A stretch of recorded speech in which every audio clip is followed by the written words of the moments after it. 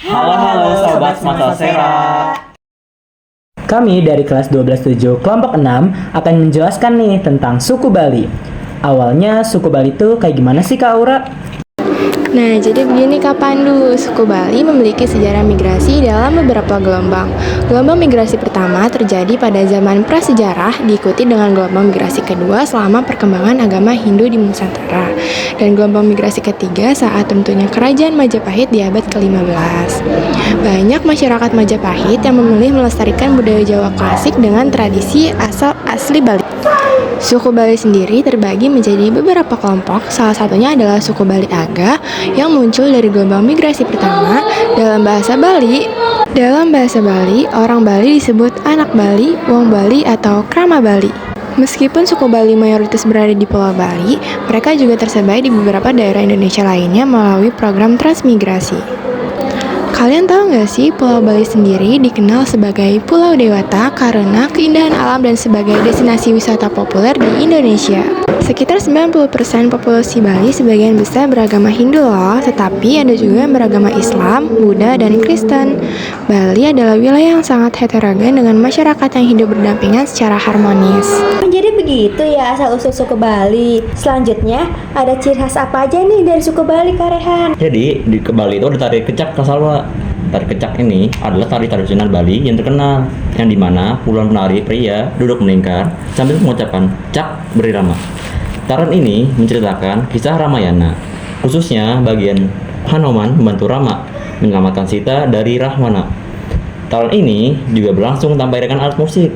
Jadi, tari kecak ini biasanya dipentaskan di tempat terbuka, seperti di Pura Uluwatu, dan menjadi daya tarik wisata budaya Bali. Selain tarian, ada juga nih upacara adat di Bali. Contohnya apa sih kamu, Ti? Nah, jadi gini, salah satu adat upacara di Bali itu ada yang namanya upacara ngaben. Upacara ngaben tuh kayak pelepasan roh menuju alam nirwana. Lebih jelasnya, ngaben adalah upacara keagamaan yang sangat penting dalam Hindu Bali. Upacara ini merupakan bentuk penghormatan terakhir kepada orang yang telah meninggal dan dipercaya sebagai sarana untuk membebaskan roh dari belenggu jasad menuju alam nirwana. Proses upacara ngaben melibatkan serangkaian ritual yang kompleks dan penuh makna simbolis. Secara umum, tahapan meliputi mulapin, yaitu proses memanggil roh dari jenazah, kedua mengkis, proses menjadikan jenazah dengan air suci, yang terakhir ada nista, yaitu proses pembakaran jenazah. Oh begitu, upacara adat Bali. Nah, ada nggak sih makanan khas yang biasa dihidangkan untuk upacara adat Bali? Nah, Bali mempunyai makanan khas yang biasanya penuh akan rempah-rempah khas Indonesia seperti bawang putih, bawang merah, cabai, jahe, lengkuas, dan daun jeruk. Berikut ini contoh-contoh makanan khas Bali.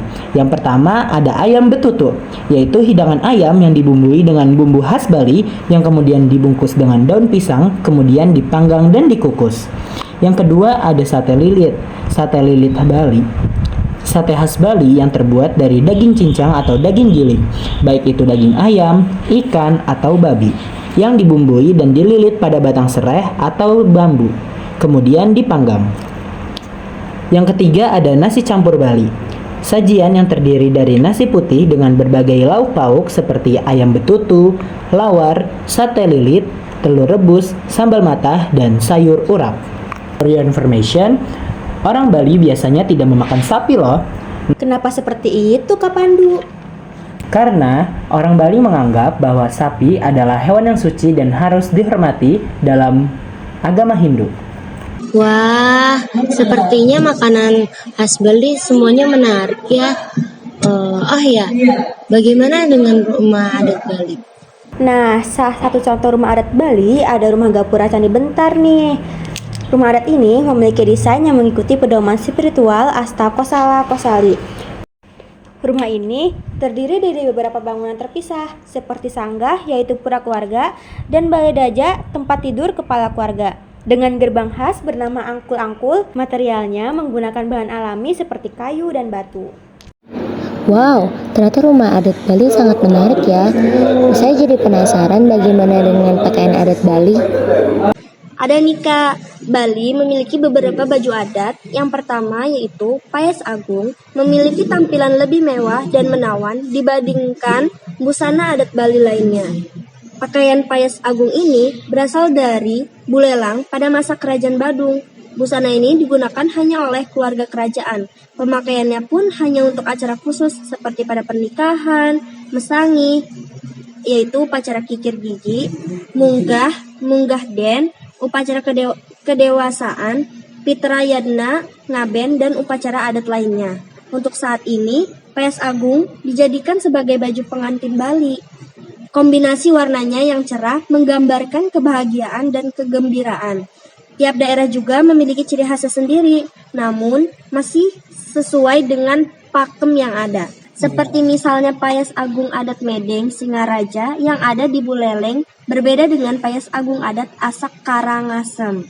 Selanjutnya, ada baju Payas Madya yang biasanya digunakan untuk melakukan upacara atau sembahyang ke pura. Busana adat Bali ini mengemban tapak dara atau swatika yang memiliki makna, yaitu leher kepala disebut dengan Dewa Angga, pusar ke leher disebut dengan Manusa Angga, bawah pusar hingga ke kaki disebut Bata Angga. Selanjutnya ada Payas Alit. Dikenal dengan kata alit sendiri memiliki arti kecil yang menunjukkan bahwa busana payas alit ini berada pada tingkatan paling rendah dibandingkan dua payas di atas.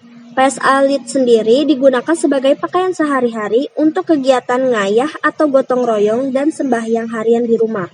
Pada zaman dahulu, pakaian ini dikenal oleh rakyat biasa yang biasanya berprofesi sebagai petani atau nelayan. Meskipun terlihat sederhana, namun pemakaiannya tetap terlihat anggun loh.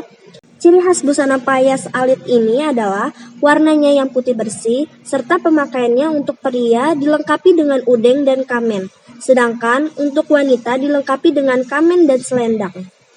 Untuk pria dilengkapi dengan udeng dan kamen, sedangkan untuk wanita dilengkapi dengan kamen dan selendang. Wah, menarik banget ya kebudayaan di Bali.